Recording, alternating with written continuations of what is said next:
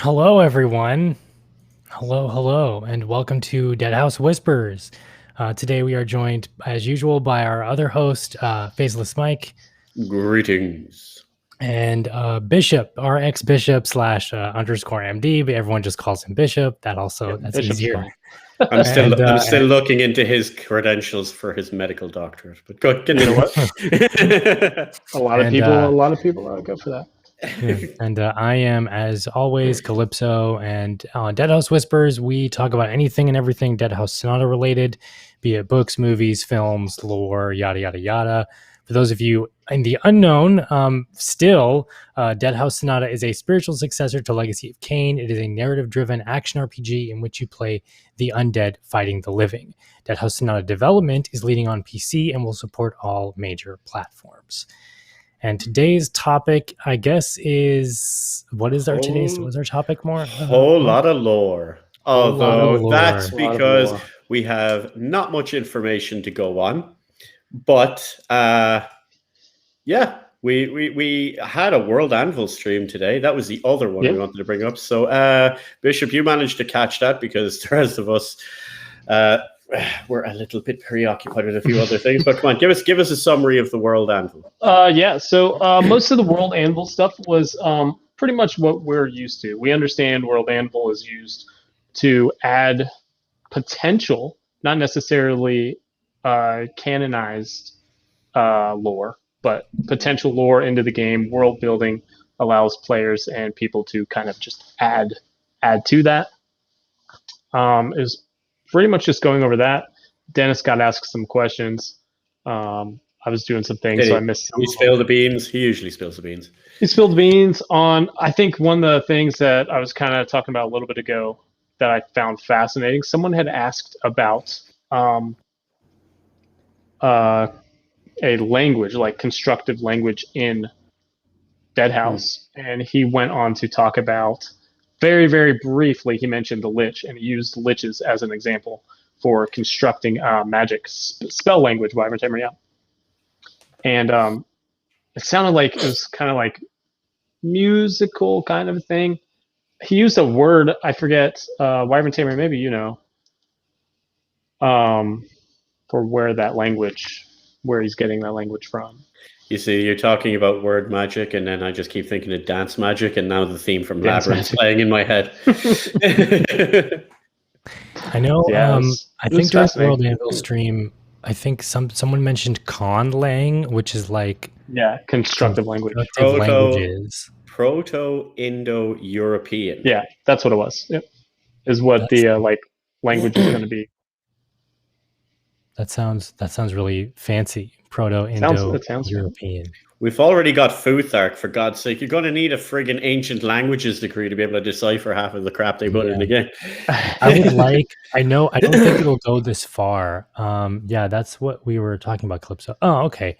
I don't think it'll go this far, but I would like if it were a Tolkien, like if there were a Tolkien-esque depth to the language, where I can barely speak English, man. I know, same. That's what it sounded like. I would love it. Like, that's what it sounded like, though. Maybe for the Lich with like it, because it's apparently supposed to have like a musical language or something. That'd be cool if it were on that level of like depth for the language of notes or music, and it really dug into music theory and treble clefs and rests and stuff like that. But that's a little bit overdoing it. I think that's just a hopeful. It definitely sounded like something that, when I think of it, there's this board game, I forget, it has to do with like weird magic spells, which is really funny. But you have cards, and each card has a word, and then the words go together in a phrasing, and that's like the spell that you cast. So that's what when Dennis was talking about. I can't remember what that's from, but that does sound familiar. I don't remember what if that's how it's like for the Lich? That's what it sounded like he was saying.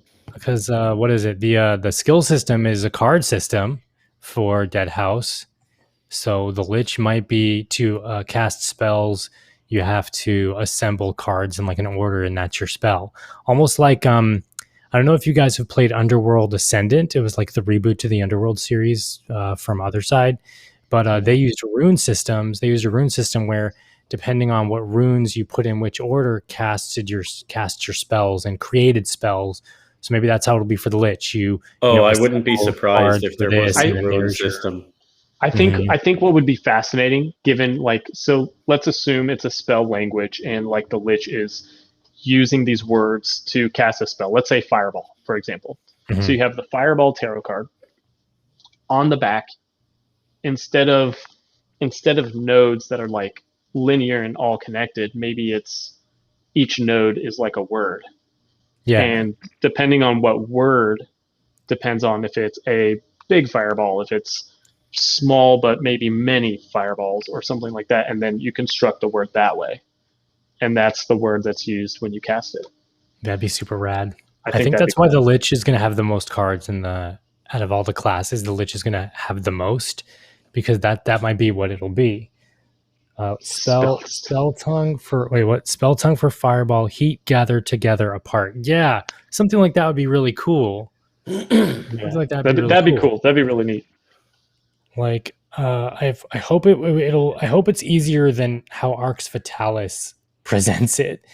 Like that's another old game where in order to cast spells, like it used mouse movement for your spell casting, but you could do it in an order, and then once you got a spell done, you could just hotkey it. But you had to actually move your mouse in a certain direction to say the word to cast the spell. So like up and down would be hello, and then left and right would be goodbye or something, and then like hello, goodbye, and then it's a death spell or something. It's complicated. So it's like the thing like Okami, and there's a few other games where you actually physically draw stuff on the screen and all like that. Okami is a great game. I love that game. Oh yeah, great game, fantastic. But that we can go on. We could probably all talk about that for hours on end, right? So while we're on to that, one of the things we were discussing on the actual Deadhaus stream was the lore and how it all works together. Now, I don't have Varric here for his phenomenal amount of knowledge of crazy shapes. Octahedrons, tetrahedrons, but what we can go I'm working on a theory about the octahedron. Oh. But I'll talk to people about that later. Oh, okay. Now you've got me intrigued. But what we do have is knowledge that the 9 houses will probably relate to the 9 pillars. Yeah, that's true. Yes, I did catch that. That's what we think. I caught that on the stream, the Deadhaus stream that you guys had Wednesday. And Varric obviously goes crazy in depth with everything, but I think that's how it'll be too. Because if we look back at Blood Omen, I might be repeating some of the stuff he said. I'm not sure. If we look back at Blood Omen, all the pillars represented something to do with the world in itself and like the core of things. So conflict, nature, mind, death, yada yada yada. Balance was the center, of course. Each house, as I think you guys are getting at, it's like each one will represent one of the pillars. So we have Deadhaus, which is clearly death. And then the other houses will probably be be the other pillars. Like what would Giga House be? Is Giga House going to be nature? Now or nature? Here's what I was thinking. So we've got the pillar. Deadhaus is the pillar of death, and we're assuming the avatar or guardian being Nagaztak. That's just as a idea for how we're moving forward. What if we get it wrong? Yeah, Wyvern Tamer is just about to get ahead of me saying Deadhaus is life plot twist. What if we're wrong, and because it's a spiritual successor to Legacy of Kain, Deadhaus is balance? That'd be interesting. To keep everything in order, there must be death and rebirth.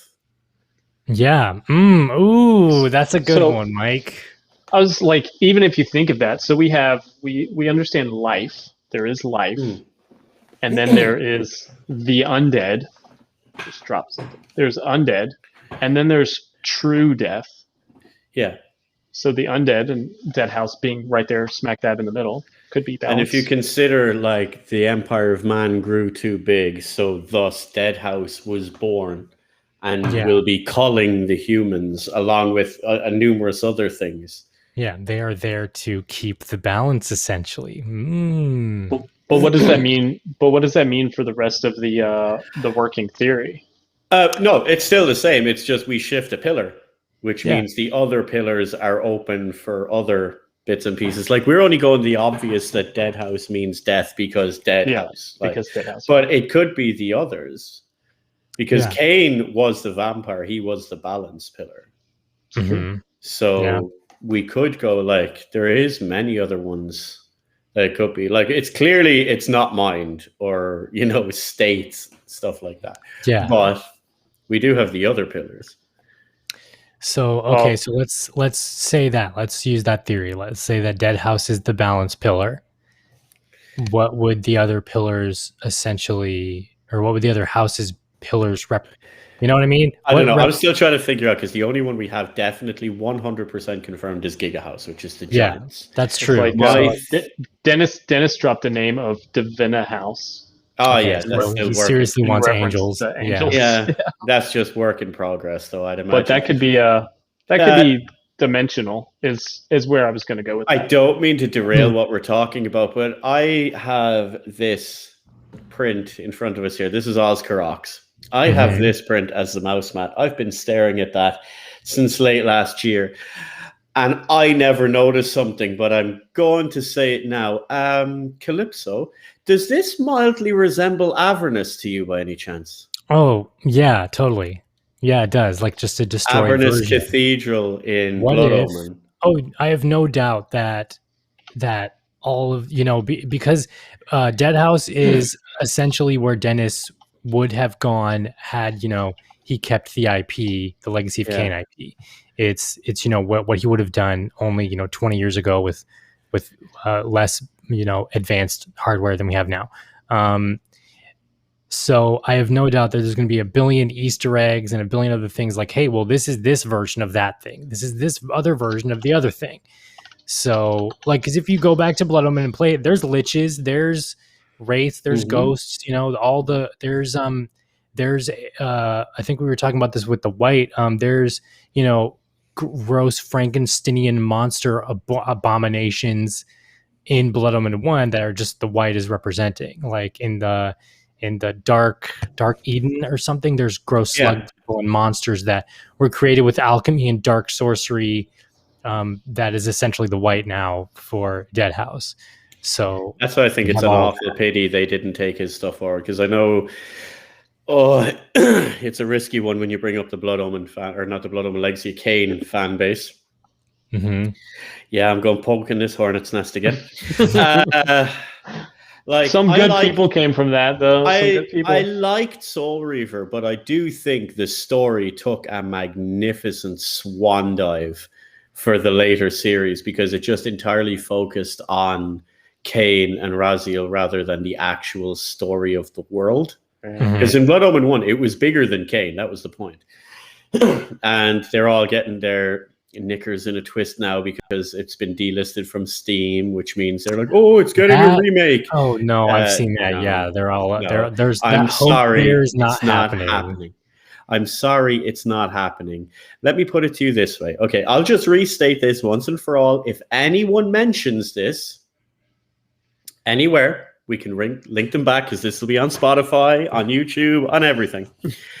Dennis has said years ago they contacted him because there was talks about redoing the series, specifically Blood Omen, but then I think the plan would have been obviously to go forward.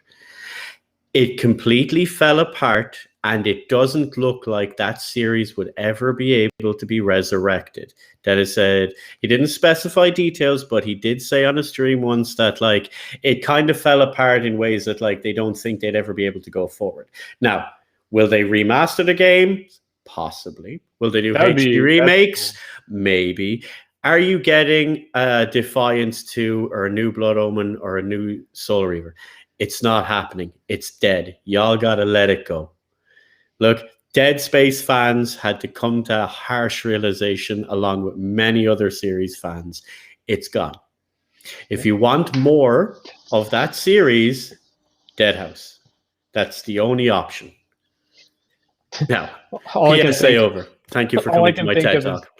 Dead Space fans have to come to the conclusion that there will be no Dead Space 3 because we don't talk about the real Dead Space.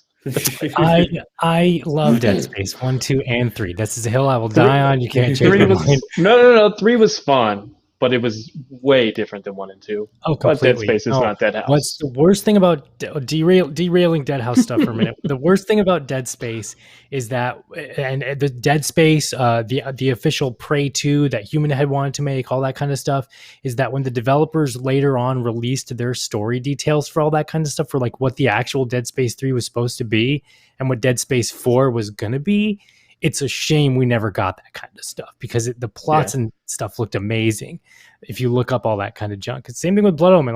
Like Dennis's original Blood Omen sequel is this, and now that we're actually getting to see it, it's cool. But I'm still always the what if kind of guy, where what if Blood Omen 2 was actually made in 1998 or something and was released, on PlayStation 1? How would that look?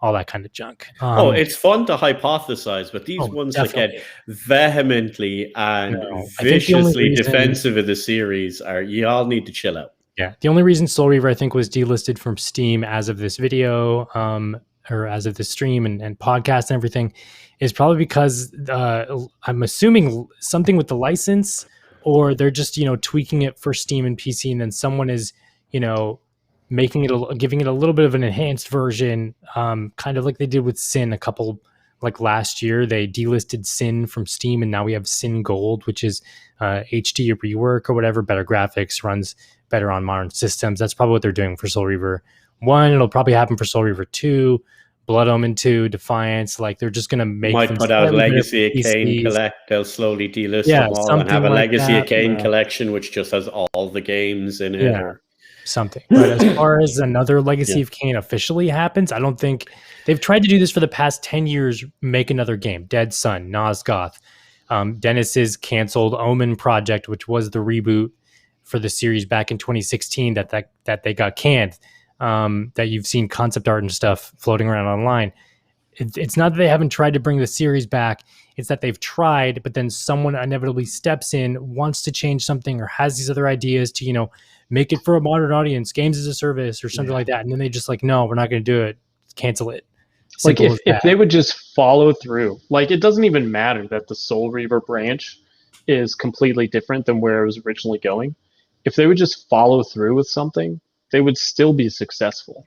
Yeah. People forget that when the Legacy of Kain was around back in the late 90s and early 2000s, the series for its time sold pretty well. Was it giant blockbuster millions of copies? Well, no. Was it thousands and thousands of copies because that's all you needed to sell back then? Yes. And that was fine. It pisses me off that Square Enix and EA are like, no, you need 5 million copies instead of 500,000 or something to break even. You don't need 5 million copies. 1 million copies is good enough. 2 million is fine. But when you have 10 million projected, you're ridiculous. Where are you going with this? Who was it? Was it one of the Tomb Raider games, the most recent ones? They're like, it was a failure, even though it made gangbusters and turned a ton of profit. But because it didn't meet sales projections, it was a failure, which is a disgrace. Although I'm convinced that's tax-related stuff. But anyway, next time you're going to see Raziel, it's in Fortnite. I think that's your only hope. Yeah. Oh no! Please, no. That's the final nail in the proverbial coffin for Soul Reapers. If Raziel and Kain show up in Fortnite, the little bit of hope I have for that Soul Reaver branch of the series is officially dead. If they show up in Fortnite, Soul Reaver did sell 1.4 million units by 2001. That's a lot for back then. That was gangbusters for that, because I think people wanted more Tomb Raider, but not like Tomb Raider, because I think they were between stuff at the time, and that was pretty much the engine they were using, wasn't it? Yeah. They were using the Tomb Raider engine. Yeah. The last hurrah for the Gex engine, which was the Tomb Raider engine, was for Soul Reaver 2, and then they switched to Unreal 1 or 2 or whatever for Defiance or something. But anyway, that's nerdy. Super broken, unfortunately. Oh, completely. Yeah, I think it was so fun, but it was so broken. It was so bad. No, Unreal didn't hit its stride until Unreal 3, and then every game was on Unreal 3 forever. until I wonder what we'll see coming out soon then for other things. What way they're like, because I've noticed when I was playing Monster Hunter the last few days, that's running on the RE engine. It looks fucking incredible. Like the fact of like this doesn't look like it should be a Switch game. Like they're like, oh, the graphics are PS2 graphics. Anyone that says that, because I've seen that for the concept thing for Deadhaus, so it's like, oh my god. Everyone that screams this looks like PS2 graphics isn't old enough to have ever actually played a PlayStation 2. Yeah, no, never. If you notice that. Yeah, go back and play some of the PlayStation 2 games. Like they still look good. Art style goes a long way. They still look good. Yeah. And secondly to that, you've got Wind Waker. When you do a good art style, the game is immortal. But the actual point I was trying to make is like, we've got people making all this kind of stuff now. Imagine what we're going to have in a few years' time. Oh, definitely. Yeah, definitely. Like with just look at this concept art scrolling by here for Deadhaus. That's just concept art. Now, like when it comes to game development or whatever, a lot of the times it's get that concept art and just put it to the screen, put it in actual graphical form. If you take all those and you manage to translate that perfectly in engine, then you're golden. You're sold. Visually, don't need to do anything else because you just nailed it. Is it weird? Gel rust there is what I want to see in real life the most. I would love to. No, I'm more excited for the Red Lady stuff because that just tickles my fancy. And Lord Zoran, the vampires. I want to know how they look in game. Yeah, definitely. Like it's going to be amazing. I'm fine with even grayscaled, non-textured models or whatever. Yeah, just something. Something. Give me that. From what I know of working with Apocalypse, you're not going to see that. No, not for a while. When you see stuff now, because of all the comments on that IGN video, you're going to see the finished product. You're not going to see.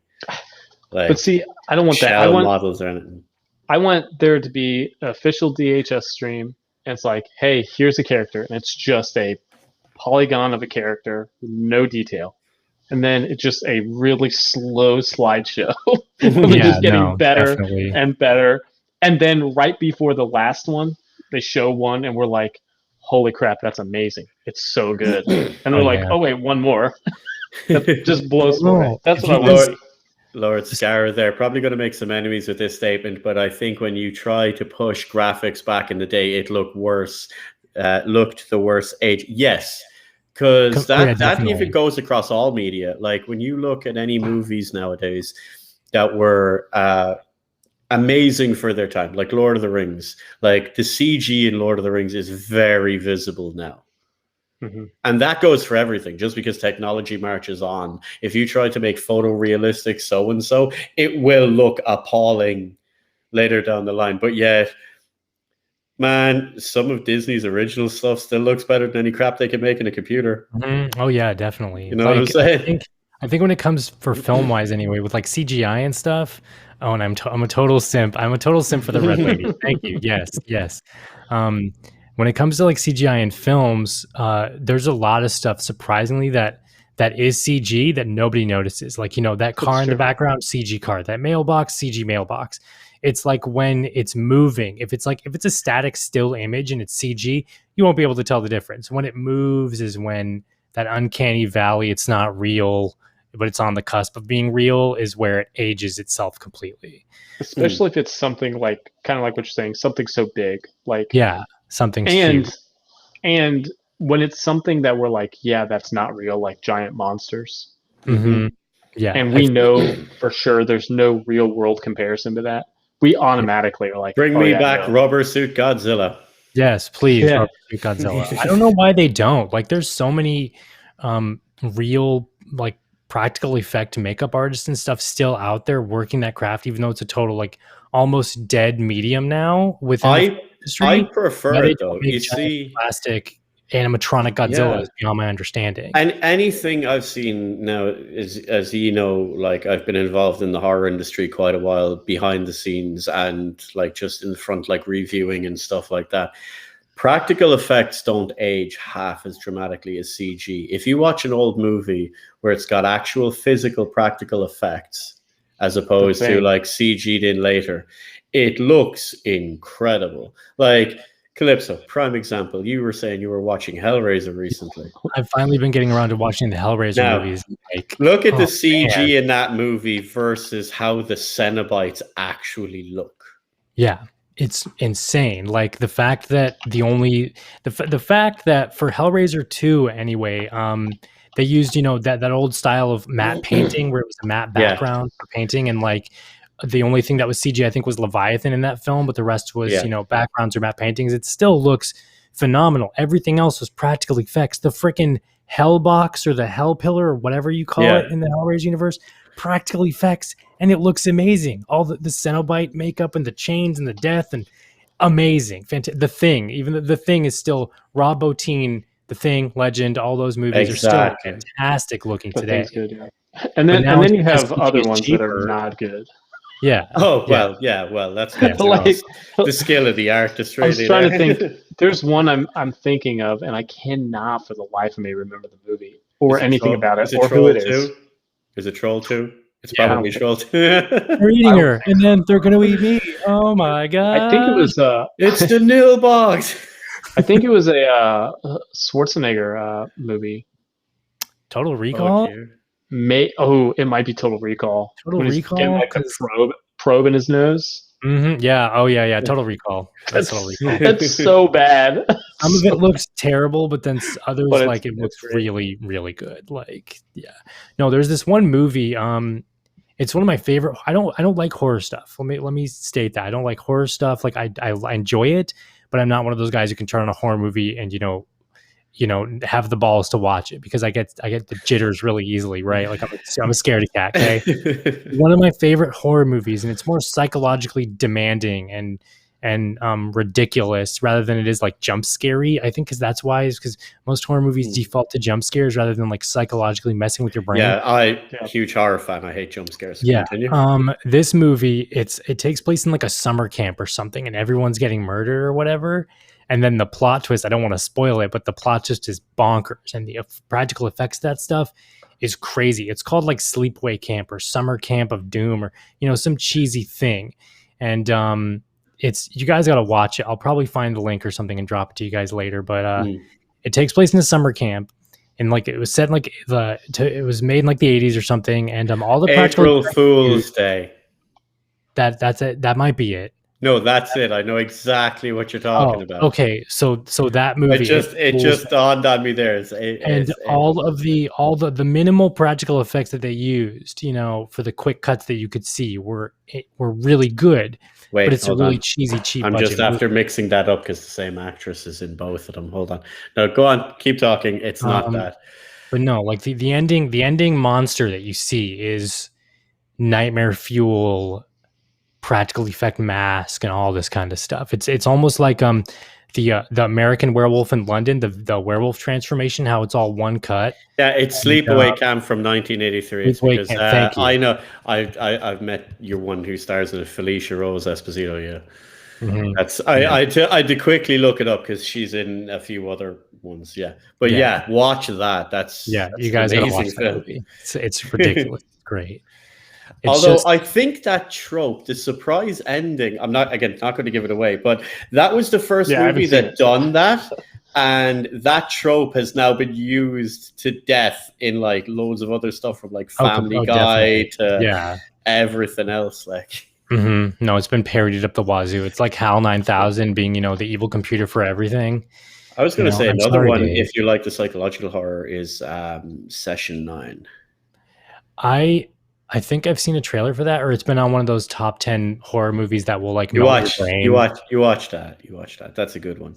That's the level of horror I'm actually expecting from Deadhaus, because I know how they write. And while it isn't a horror game, again, PSA, it is not a horror game. It is a dark gothic game in a horror setting. You don't get scared. You are the monsters. Yeah.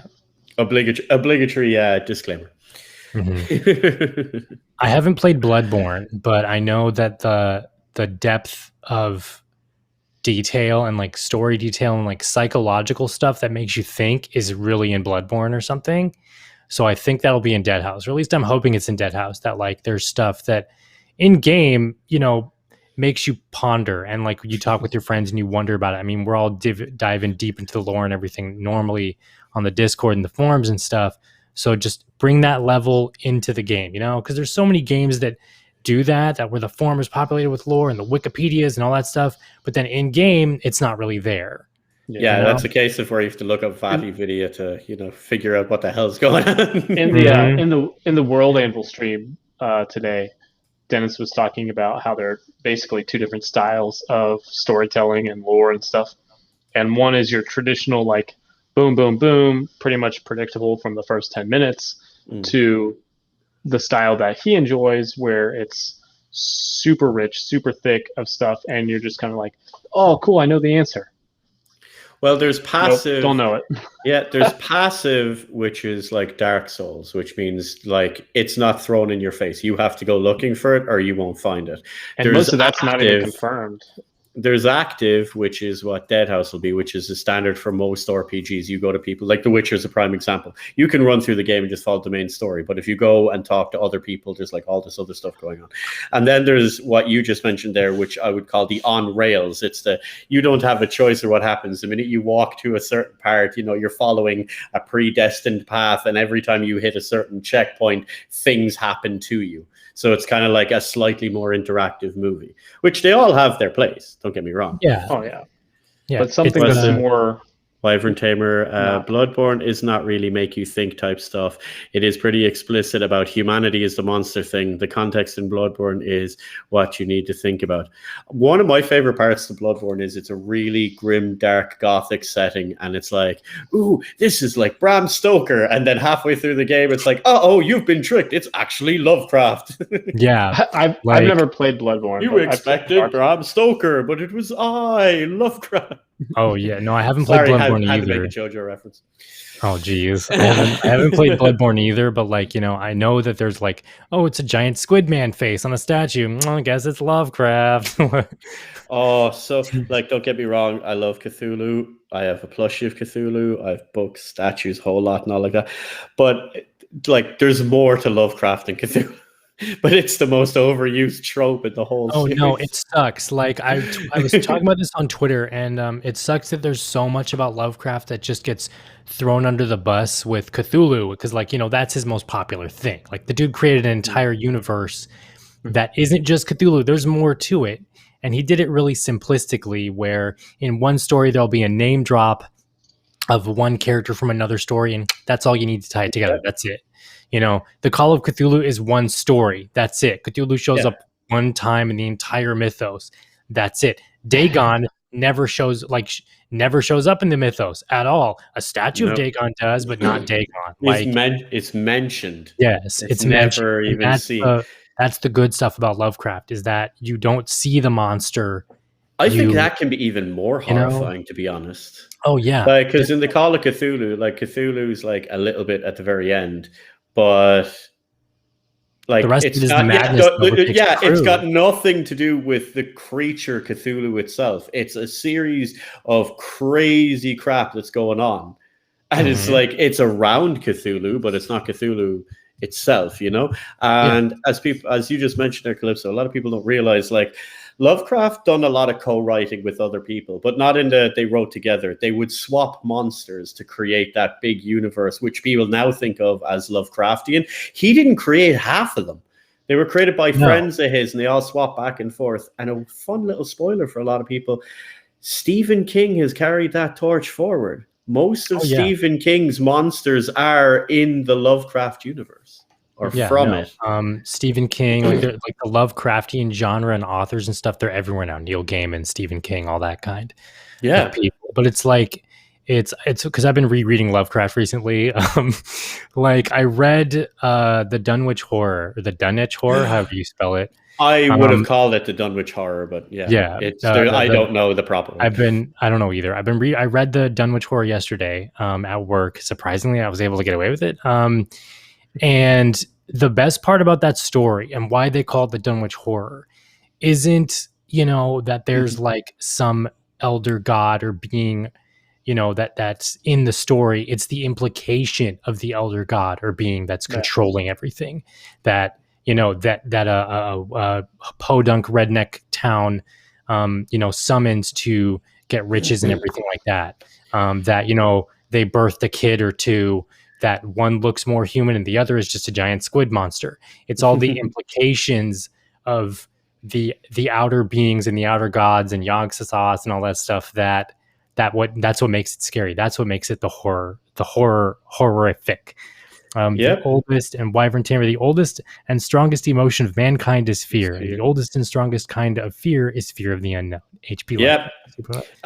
There's a YouTube video about that, about what is it, the history of Lovecraft, a history of fear or something. And it's a free documentary. It's up on YouTube. It's got like Del Toro and loads of like horror ones, and they all discuss like Lovecraft and the concept of Lovecraft, like the mythos that he created and how they brought it forward and how it shaped their idea of horror, and then how like they've created their movies and it's subtly implicated. Like they have taught you about Lovecraft without you even realizing it was Lovecraft, and it's amazing the way it's done, and I really like how they all tie together, even though they don't. It's great. Yeah. It makes me wonder, like, kind of going back to Deadhaus, it makes me wonder what's something that we maybe have learned already, or maybe will learn in the near future, that'll just be mentioned, that'll just be said, but we'll never get an actual answer. For a long time anyway. If you read the Necro Libertas, see, got it right that time. There's talk of playing chess, if you noticed. Pieces on a board. I don't think we will hear the resolution to that directly. I don't think a lot of that, because Deadhaus very much falls under the Lovecraftian thing. The minute you mention ancient gods older than time, straight away, it's Lovecraftian, like cosmic horror. I read that completely different. But Mephisto, am I reading that right? Mephisto, great name. That's the thing that makes it horrifying. The things you don't see. That's why the first Alien movie and Jaws were so scary. Yes. The more you don't see the monster, the more scared you are. And that's all of Lovecraft. Like, there's so many good Lovecraft stories out there where the big twist is there is no twist. The big twist is you just don't get to see what the ending is. I mean, it makes it kind of repetitive too, but at the same time, it's one of my favorite ones is, and I recommend reading it. It's short. Anyone can read it. The one that every time there's a game or a movie and they call it Cthulhu, it's actually this story, is Shadow over Innsmouth. Yeah, that's one of my favorites too. It's a really popular one, but it's such a good story. It's popular for a reason. It's a very easy read. It's very straightforward. They're like, oh, but I don't know what's going on. Neither does the character. That's the point. It's great in that sense, Yeah. I don't know a lot about like Lovecraft stuff. I mean, so that's just not a world that I'm in very much. But when I think of this stuff, and especially talking about not knowing monsters or not seeing monsters, there's a movie, Cloverfield, which was a big giant monster movie. And for 99% of the film, you didn't see anything until like the very end. And I was so much on that movie that I followed it for 6 months prior when they had all this campaign stuff going on. And I was in a fully packed theater. For all the people like, that movie was dumb, this theater was the biggest theater I've ever been in. There were like 1,000 people. It was amazing. And that moment that you actually do see the monster was the most terrifying thing I've ever experienced. Do you want to know a secret? Do you want to know a secret about Cloverfield, Bishop? Do you know why that was so successful? Do you know why that worked so well? Why it worked so well? Which part? Like the movie, like just as a whole concept. Tell me. Go ahead and tell me. It's modeled after the original Godzilla movie, which is actually a disaster movie where you don't see a whole lot of the monster. You just see like its head over a building in the background and stuff like that. You don't actually get a good look at Godzilla until the very end of the movie. And it's about the people and it's a disaster. Like, it's meant to be horrifying. Now we cheer it on because it's Godzilla beating the crap out of other giant kaiju. Like, yeah, that's not what it's meant to be about. It's meant to be the humanization and this giant, overwhelming force that's just destroying everything, and you are completely powerless to stop it.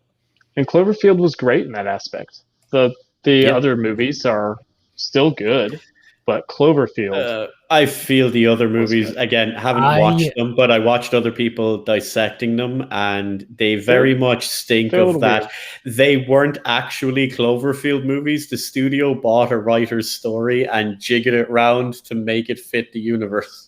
I think 10 Cloverfield Lane is one of the best movies ever made. It's good. I like it. It's total shoehorn. It's a total shoehorn of the Cloverfield license, but they throw it in at the end at least, and it works so well. And then I think that there was a really crappy like Time Paradox Netflix movie or whatever, which didn't tie into the Cloverfield universe until like the very ending or something. But Cloverfield Paradox, yeah. Cloverfield Paradox, yeah. Also the board game.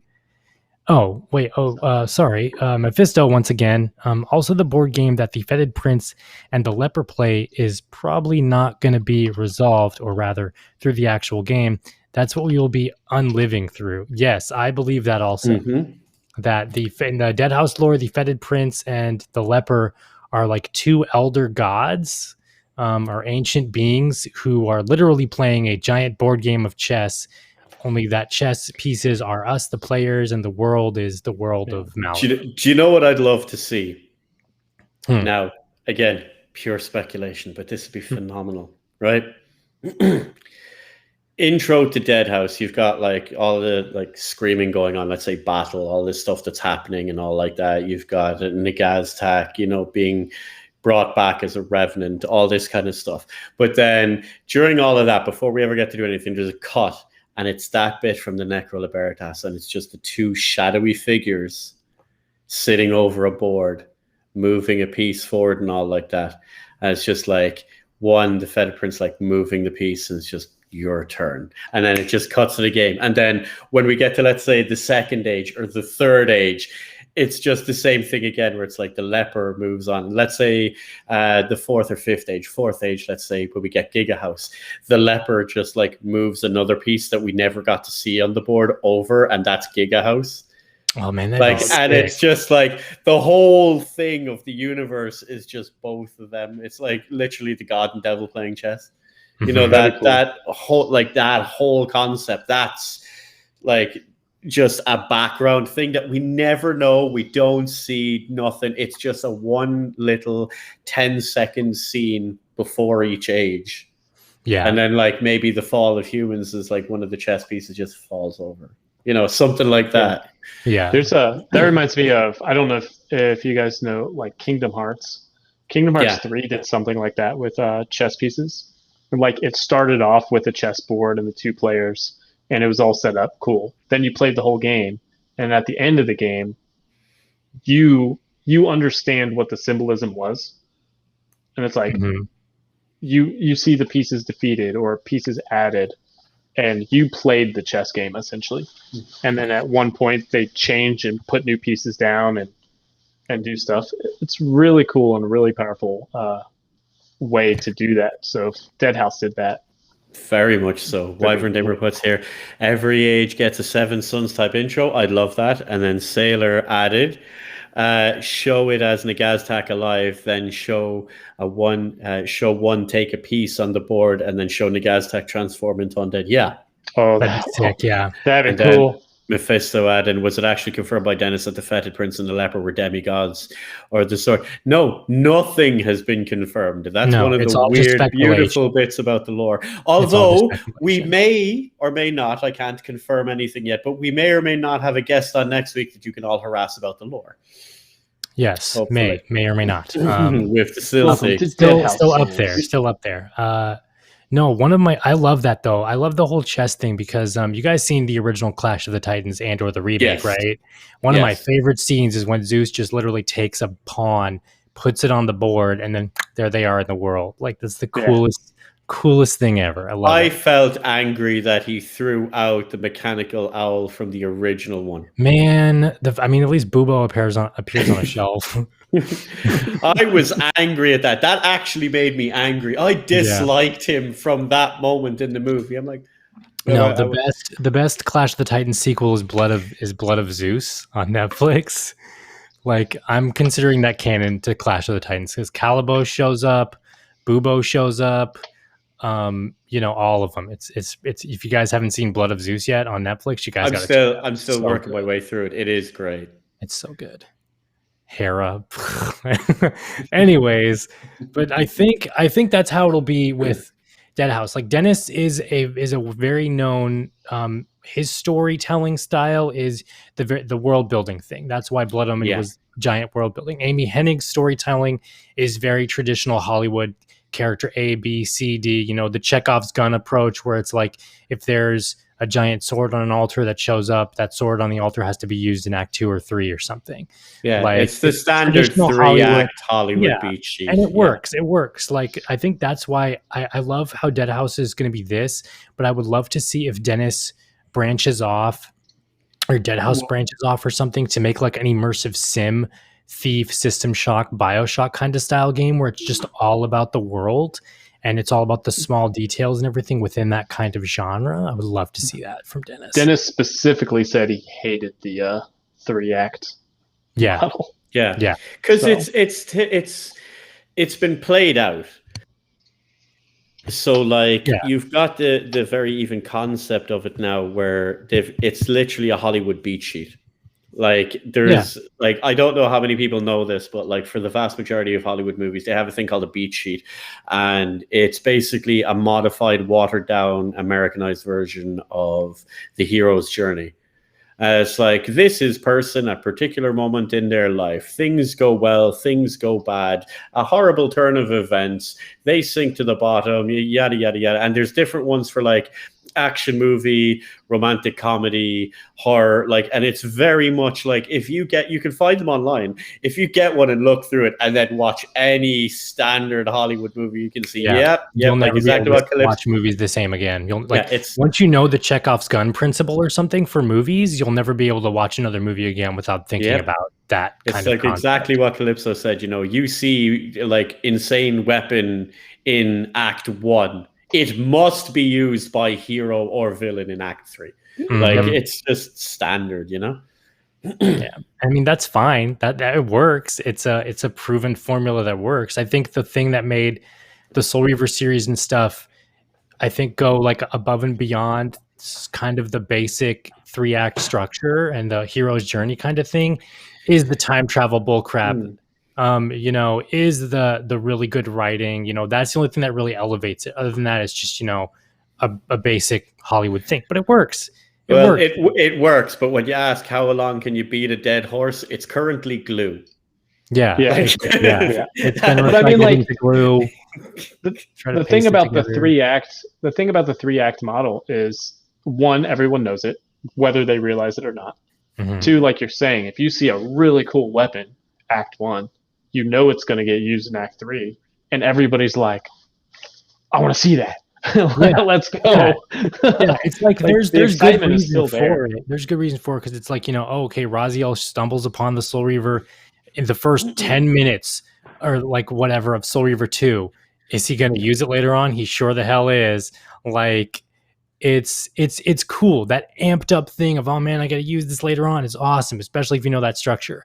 If you don't know that structure, sorry, spoilers, guys. You got to use the Soul Reaver. I think that's okay.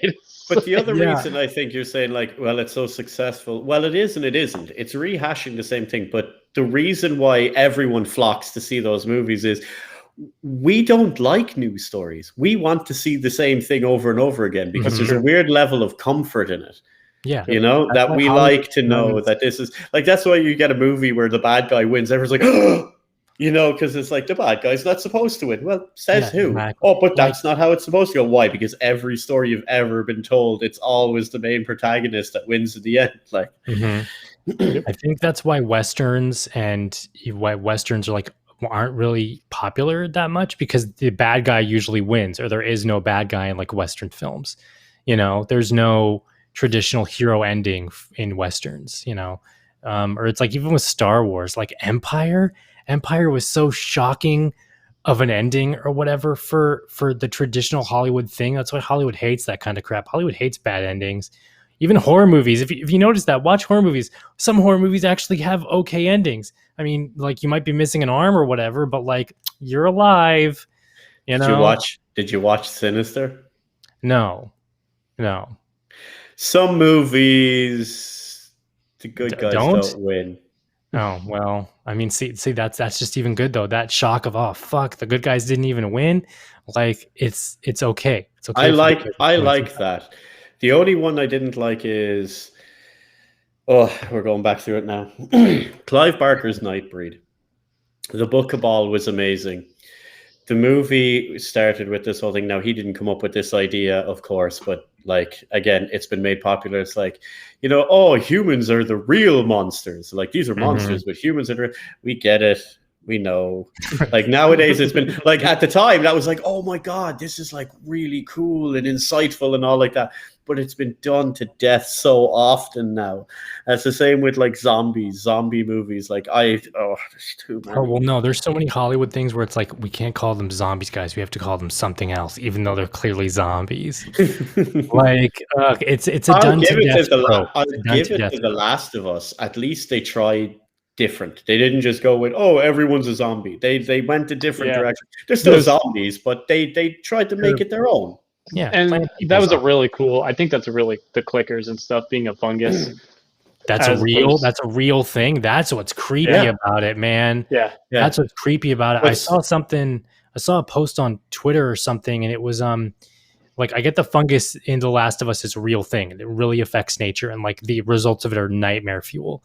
Apparently, there was a fungus. It's horrible. That someone found. Apparently there was a fungus. Someone found a skull of a fungus that infected someone from like the 1920s or something.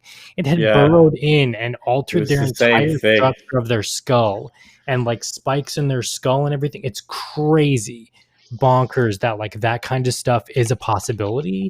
That's what makes it scary. So like, props to Last of Us. What's really cool is the one that they do in The Last of Us.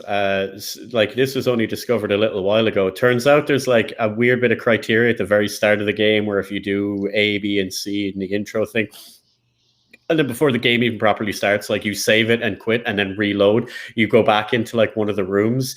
There's a photo on the television of people talking, and it actually shows the ant with that fungus in its head, foreshadowing, but it's like, this is it. This is the real thing. Like, showing what's going to happen later on. But the fact that was a cool little Easter egg where they reference the actual thing that really exists.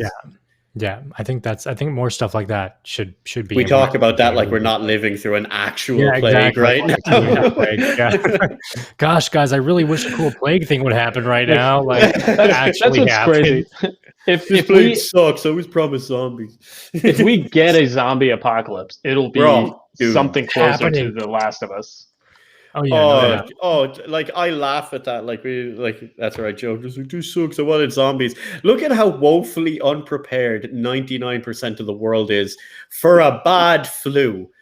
Imagine zombies running around. I honestly feel zombies are easier to deal with than a bad flu, because everybody and their grandmother knows how to dispose of zombies. Just pop them in the head, right? It's true. Again, Max Brooks' zombie survival guy. Florida man, the American. I live in a country without guns. Yeah. Oh, that's right. But you don't need guns. There are other ways. Yeah. I'm not getting that close to anything. Oh well, no. You just have to run the fastest. Well, cardio, isn't that rule number 1 or something? You don't need to do that. Just trip the person running next to you. Wasn't that the quote on a magic card? It was something cheat or something I had. It said, if you're being chased like that, the only hope you have is to trip your friend. Yeah. Rule number 1, cardio. Yeah. Oh yes, we all know that one, don't you? I don't actually like that movie. I thought it was a fun popcorn flick. I despise Michael Cera and Jesse Eisenberg as actors. Oh, wow. Like, I can get that. I can't stand that. Well, apart from them like being weird, awkward twins of each other and Mark Zuckerberg or what, like I just can't stand them as actors. I don't know Do why. you know that movie made me stop using Facebook? Oh yeah, no, definitely. I haven't used Facebook since that movie came out. Like, no, I was watching a thing on Lovecraft, this like before the stream, and someone compared Lovecraft to Mark Zuckerberg, like facial structurally and like look wise, and now I can't unsee it. I can't unsee it. Lovecraft is alive and well, and the only reason like the world has gone to shit is because Lovecraft invented Facebook. It's one of the old ones masquerading as Lovecraft as a little Easter egg for anyone to see what's coming. Yeah. Well, he did create an eldritch horror. What do you think about the fact that there's this weird device that we're all addicted to, but it's slowly destroying our mind? Yeah, you're right. The internet. Oh my God. Facebook. Oh my God. Twitter guy is really Haster or something. Take me back to Zanga. Jack Dorsey's actually Haster, is it? Yeah. Oh, there's a meme in there somewhere. There's gotta be. And I guess, okay, well, going back to the old gods and like the fear of the unknown. I think demons, like this thing right here, man. This demons, for those of you who don't know, go to deadhaus.com if you haven't already, deadhausonata.com. Check out all the concept artwork and stuff they have now. There's a demon that's like the size of a skyscraper or something. And it's you can see like the soul power, the energy and stuff circulating out of its body and everything. It's one of its horns is broken. It looks insane. Carrying a giant sword, like that kind of stuff. And I think and that's a weakened one, because aren't they weakened by traveling into the physical plane? I think that's what I'm most excited for, is this whole unknown thing, because it was hinted at in the original Blood Omen. I know the Soul Reaver series took it in a completely different direction, but the original Unspoken, the original like elder gods and the old ones that that there was a cult that worshipped in the original Blood Omen, will probably be expanded upon here, just in a different form. So we'll finally get to see like that Lovecraftian elder god like influence within Deadhaus like permeate throughout, and that'll be something I'm excited for, I think. Sailor Midgard, I have a theory about them now. Oh, please do tell. Yeah, you come up with the best one. Type out that really long thing right now, Sailor. get it going. Pages worth in pages, buddy. Don't forget, keep it simple. If you can't explain it to a 6-year-old, you don't understand it yourself. Yeah. This image right here is one of the desk mats that I have. It looks amazing. I had a desk big enough for the mats. I wish I had a desk big enough for the mats, because like those things are ginormous. Why do I feel like this is what Darksiders should have been? Darksiders is really awesome, and I wish that series will get a final game, but I don't think Darksiders 3 did well enough to warrant one yet. I don't know, but that series is really great. If you guys haven't played Darksiders, you should play Darksiders. It's very Legacy of Kain-y. So yeah, have at it. Have a crack at it. It's fun. I need to play the last two. I need to finish one first. But you can forget Genesis. Don't worry about it. Oh, I forgot that there was a twin stick shooter one, right? Yeah, it's like it's kind of going with the Diablo thing, but it doesn't do it as well. Oh. It's glaring that you can tell the idea for a great game, but like it kind of got rushed. So there's certain little quality of life things that should be in these type of games that aren't. Like it's kind of a dead giveaway. There's a developers watch speedrunners on Genesis. It's pretty good. Someone beat it in like 10 minutes. It was like 15 minutes, and the developers were like, "What? How did they do that?" And they're like, just dogging each other, because it's like, hey, that was your job to make sure that didn't happen. It's pretty good. That's why I'm convinced that they should let Sailor and Varric just give them Deadhaus like a few months before it comes out. They don't need all the story and stuff like that, just the general gameplay and run through it, and just let them break it constantly until they figure out the quickest way to fix it. We need playtesters. Look, let them do at it. They'll get through it. Yeah. Sailor, the lore bits. Go on, you read it. Go ahead. No, you go ahead. You go ahead. The lore bit says that the tears between realms are rare, but that a demon always tries to get through. So if they come through any tear from any realm, then they may be from the place between realities instead of from another one altogether. Maybe that's why the demon's like glowing like that, because it's in between realms, or it's from the magical realm. I mean, because color has a big thing within Yeah. Deadhouse, right? So if this is a blue glowing demon, it's is it because it was summoned with magic that's glowing Now, blue? Is it because here's it's the a other magical one. realm? Is that blue or is that teal? I'm gonna go with blue simply because it's blue. I mean, it's teal. It's a nice blue. It's It's a nice suggestive. teal. It's a suggestive Suggestive blue. blue. Yeah. But that's what I'm saying. That could be a mix of magic and essential. Yeah. So if we had a demon house, would Wait, that no, be that'd make green. would that be associated with dimensions closer than anything else? When we Maybe. kind of talked about it before. Which brings us back to the whole the pillars. The whole, each house represents a pillar, with the dead house being like balance. Demons are maybe dimensional. Was there a dimension house or a planes? Was it I states? think it's dimensions or states. Yeah, I'm one of them. still going on the theory that the giants are time. But that'd be neat. It's got to be time. Like if we're taking the pillars as concepts, obviously not pillars. So that's a little bit more fluid. I could see time based on what we talked about before. I don't think Sailor heard what I was mentioning before. Yeah, because he would have only shown up now. What if we're wrong that Deadhouse is death? What if, because it is a spiritual successor to Legacy of Kain, that Deadhouse is actually balance? Because the only way to balance things out is things rise to power, they need killed. Yeah. And it's Deadhouse who keeps the balance. There is a balance. There is a balance between life and death, and there is also rebirth. What if that's what Nagaztak is charged with? That's what, like, we think of Deadhouse as, oh, look, it's the dead trying to take over. But we know they're too intelligent. We know they don't personally care about the interactions of mortals and whatnot. But what if they are charged with maintaining order when things go the wrong way? They need cold, Yeah. And the Gaztak is that balance. Dimensions in Dimensions in Blood Omen were represented by Avernus Cathedral, which connected the realms of heaven and hell. Which again, that makes it even more. Sailor, as we mentioned before, that looks a little like a ruined Avernus. Yeah, but how old is Ozkarox, and will it get rebuilt? They were from a different time. That's what it's mentioned. That's all it's said for these old places. A different time. What if Deadhouse? Okay, I have that theory that Deadhouse is in a pocket universe, and that Malarum is part of a pocket universe or a multiverse, or there's going to be that somewhere in there. What if this Ozkarox is just a ruined version, and another version will be a full, repaired version?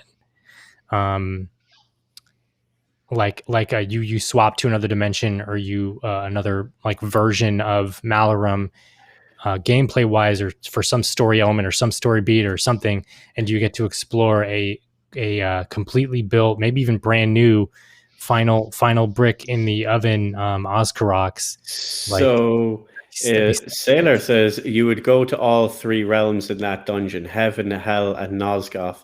And there was a particular radio play where Alaric and a companion found something in the ruins of Ozkarox. Yeah, that's right. And didn't that transport them somewhere? It did. Else? So perhaps that portal they went through transported them to a fixed Ozkarox, like a non-destroyed version, and that's where they were in that radio play. Oh, by the way, everybody, the radio plays for Deadhaus Sonata are now in podcast form on Amazon, on Spotify, on Google Play, I believe. Yeah. And iTunes. I think it's also on iTunes. Not on iTunes, on everything else. Not on iTunes, on everything else. But yeah, check out the podcast versions for Deadhaus radio plays if you don't want to watch them. Mephisto, it says, but if Deadhaus is balanced, then they shouldn't allow the humans to be extinct. You notice, if you read the lore, they don't. They do protect certain settlements. There's a settlement just within the borders of Deadhaus where the people live in fear.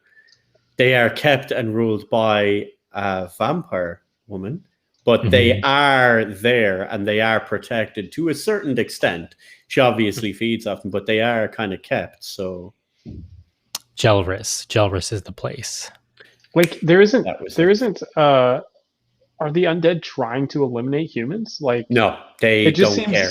They're just at odds because the humans are at war with Deadhaus. Deadhaus hasn't noticed, and even if they did, don't really care. They haven't noticed. Deadhaus is slowly expanding its reach, but that's just because everything dies. And they're slowly taking over Malarum, and that's the only reason humans are fighting is because the undead are slowly just overtaking the world.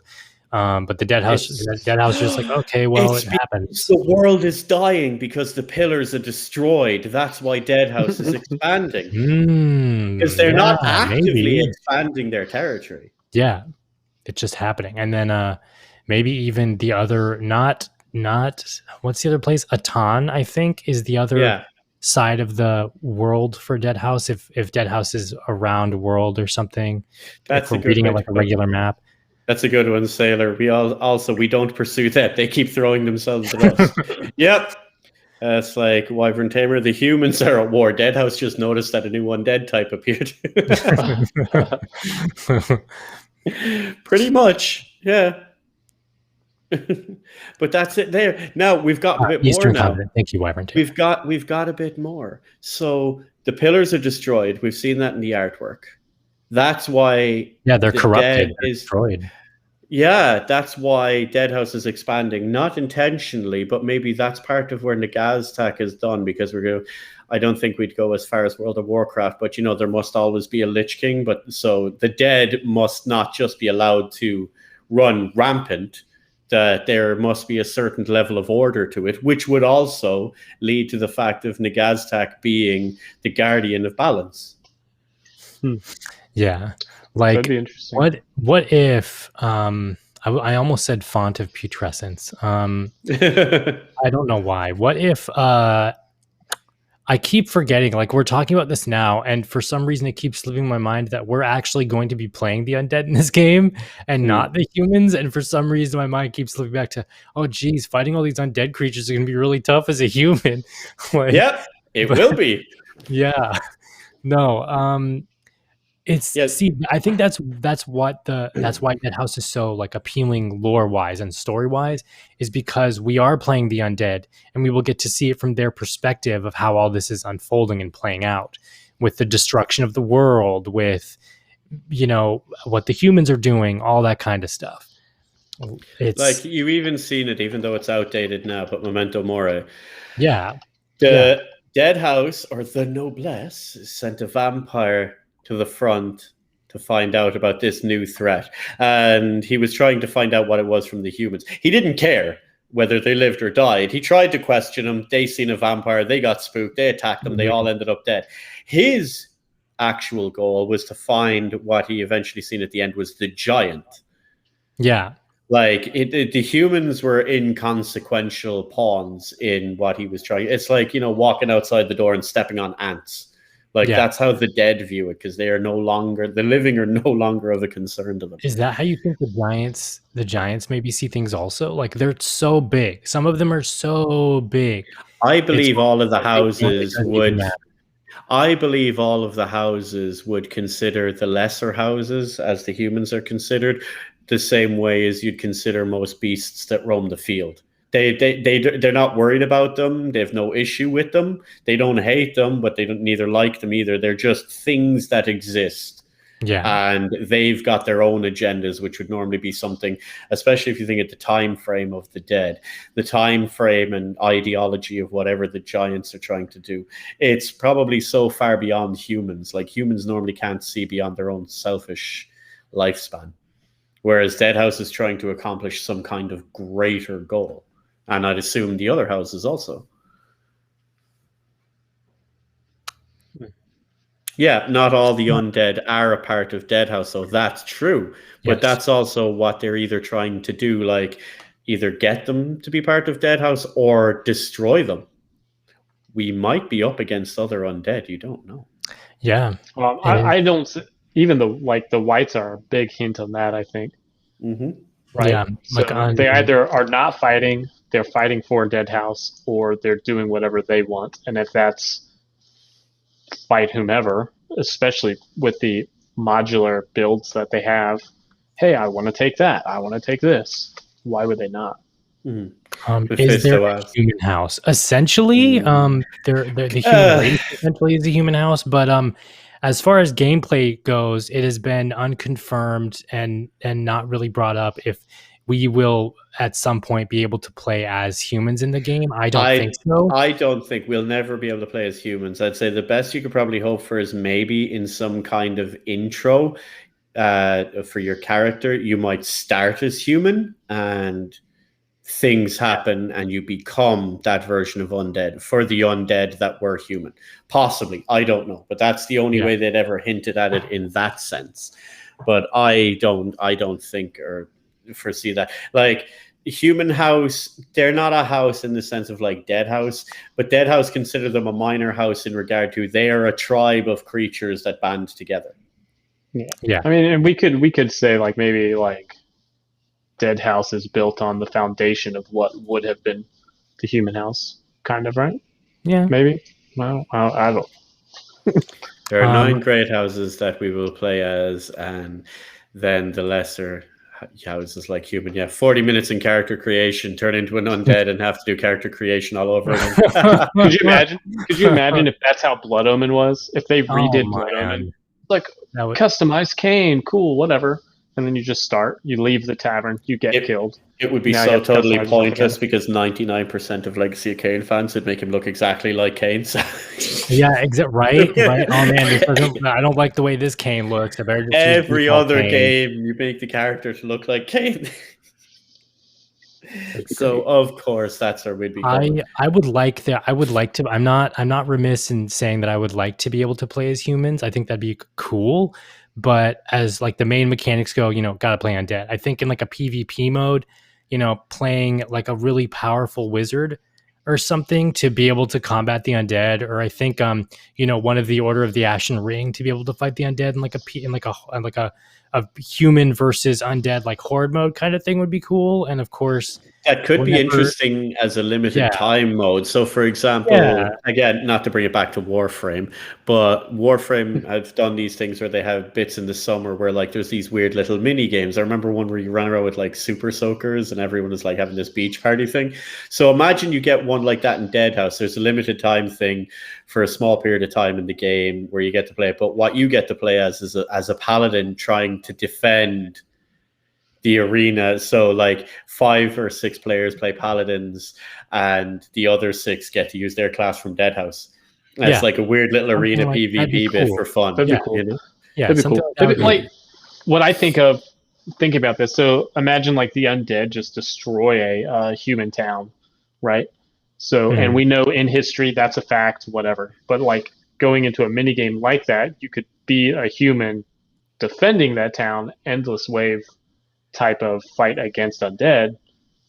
Eventually you're going to quit or you're going to die, therefore the town dies. So it's not like changing history or anything. It's like let's say I think Scar, you just said it, it's like would be kind of interesting for a separate game mode where you play as the underdog squad of humans against the undead, like something like that, where it's like it's a horde mode or whatever, and as the waves or something get progressively stronger and you fight stronger undead, eventually you'll lose, time out, and then that area, like you said, Bishop, would be what the undead would control that area or something. That'd be neat. That'd be cool. That'd be really cool. Just a separate options menu of like, hey, play as humans and do this like never-ending fight mode or something. Here's a little bonus game you can play for the next month until the new content drops. Yeah. And then Mephisto. Sorry, I almost said Haster again. So if the giants are part of Giga House and they die, turn undead, do they get the chance to become part of Deadhaus? That is a working theory that a lot of us have right now. Like that you'll be able to play as undead giants that may or may not be part of Deadhaus or part of Giga House, but they've teamed up with Deadhaus or something, and then you get an undead giant or something. I don't know. Wouldn't that also necessarily be dependent on the trinary? I think so. Yeah. That's where we try to Like figure giants it are out. most likely If giants have a physical. different trinary, and maybe they can't fall into the category of what undead is. Mhm. That's the fun part, but I don't know That's why something we don't know. people were talking about having giants in Deadhouse. You don't need to, because like Giga House will be playable. Yeah. Yeah, but it's like maybe I think cosmetically that'd be cool to get, undead giant skins at least. Something like that. Like, rotting giant corpse and it's just Or pale. maybe the giant has to be a certain class of undead. Like maybe it has to get turned into a vampire, or maybe it has to become a revenant or something. Yeah, like Wait. there's been talk, I think, from us of different sized giants. They're not just going to be giant hulking skyscrapers. There's going to be like Hagrid sized giants from Harry Potter, like half giants or something. Oh, based on what Possibly. we've seen in that thing, though. Eesh. Yeah, I think a lot comes down to why are giants? yeah, Like that why are too. giants? And I think that would be more of that's a really deep dive that we don't have time Yep. for. But Well, Yeah, considering we only like recently got all of the classes for Deadhouse, I That's think we have to true. wait a So, while before we even we see a class for giants. a long road ahead before we can start blabbing on more about giants and everything. I hope Dennis is like, here's the game. This looks great. Oh, also here's a giant. Yeah. Says and nothing then- else. Yeah, exactly. I wouldn't put it past. That's how I wouldn't put it Dennis past to have him. a giant in the game somewhere. Just seeing it at, walk like, in the the background. as like a gate guardian to where what will later be the giant area, and then it's just unbeatable. Yeah, that'd be cool. And we can get more into that maybe in another episode. But for now, it's starting to time to go, everybody.